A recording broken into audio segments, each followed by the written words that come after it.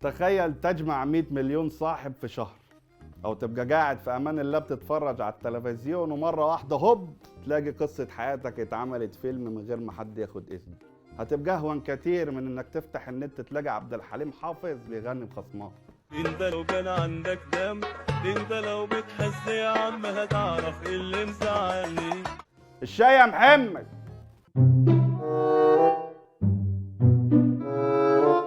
السلام عليكم يا احباب، معكم الحاج علي في برنامجكم المفضل برنامج البندر.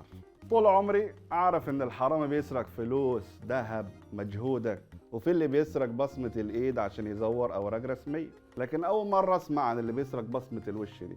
توبتني وبقيت حرامي يا معلم. امه داعي عليه اللي يفكر يسرق وشي دي. يعني ممكن ابقى مصري وواحد كيفي بالظبط عايش في بلد تاني، قلت اما ادخل اسال جوجل.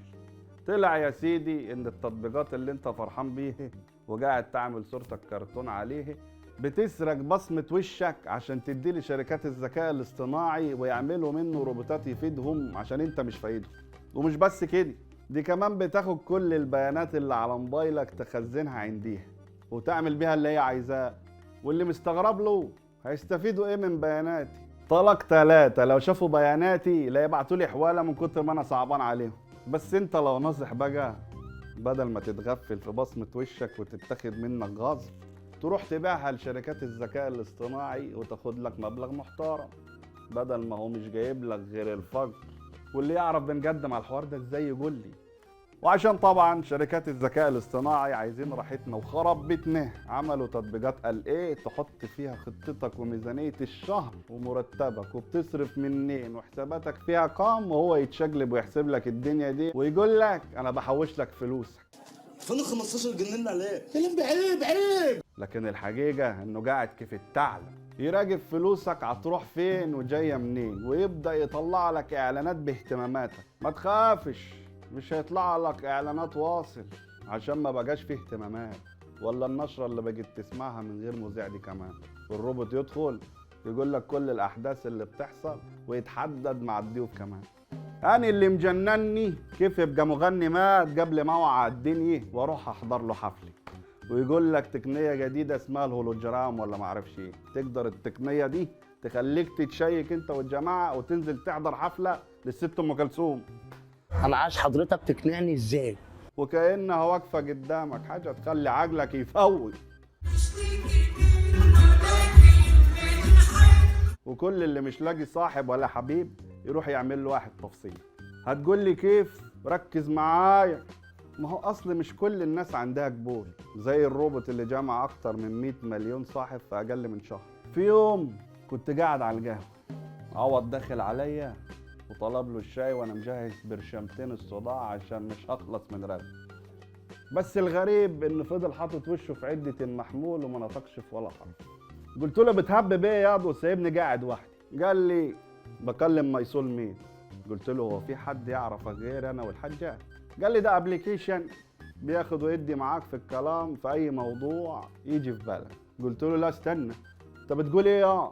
خد ياض. لا يا معلم. خلاص روح ياض. بقيت تتحدث مع كوم حديد. قال لي انت كيف ما سمعتش عن شات الجي بي تي؟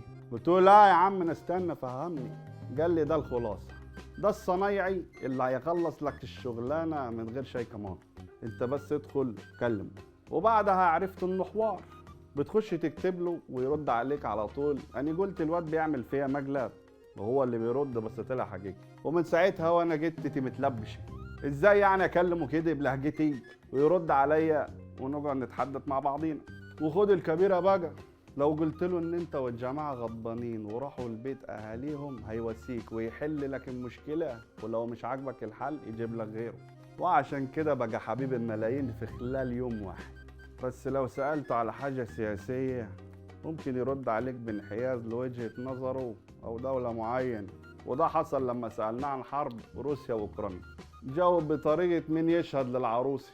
وده عشان البلد اللي صنعت التطبيق تبقى هي أم العروسي. وعشان كده شركة مايكروسوفت ما سكتتش وعملت تطبيق بينافس الجي بي تي اسمه بينج، ونزلته مع نسخة ويندوز 11 عشان الناس توصل له بسرعة. وشكله كده هيحصل عركة بين الشركتين زي اللي حصلت بين مارك وإيلون ماسك. محدش فاهم حاجه خالص خالص. والعركة لو ابتدت هيجي لنا عطل فني في المخ. اللي بيحصل بسبب الذكاء الاصطناعي دلجيتي هو السيناريو اللي حصل زمان ايام الثورة الصناعية، لما العمال كانت فاكرة ان المكن هياخد دورها في المصانع، بس ده ما حصلش، لان العنصر البشري هو اللي هيشغل المكن مش العكس. بيقول لك يا سيدي في حاجة اسمها ريسيمبل اي اي، عبارة عن انه بيعمل استنساخ للصوت وبيحول النصوص لكلام، وبيدعم مجموعة كبيرة قوي من اللغات واللهجات المختلفة. يعني ممكن ينبعت لك فويس نوت بصوتك وبتقول كلام انت ما قلتوش. دي حاجة تشيب وتجنن والله. وفي ناس ممكن تستخدمه في الهزار، يعني ممكن اعمل تسجيل لعوض وهو بيعترف انه خسر مني 10 طاولة وابعته على جروف الصعايدة وسيح له. وفي ناس ممكن تستخدمه في الشر وربنا يبعدهم عنينا، وبقوا يستخدموه في مجال صناعة المحتوى عشان بيوفر وقت ومجهود وفلوس. ربنا يكفينا شرهم، احنا لسه بنقول يا هادي على الله حد يفكر ياخد صوتي. امين. اللهم بلغت. عشان طلاق 3 هو عارف هيجرى له ايه، هو واللي مش هيعمل لايك وشير وسبسكرايب ويدق الجرس. هسمعك وابعد عننا مش طايقاك، سيبني مش عايز ابقى معاك. ايه الجرف ده؟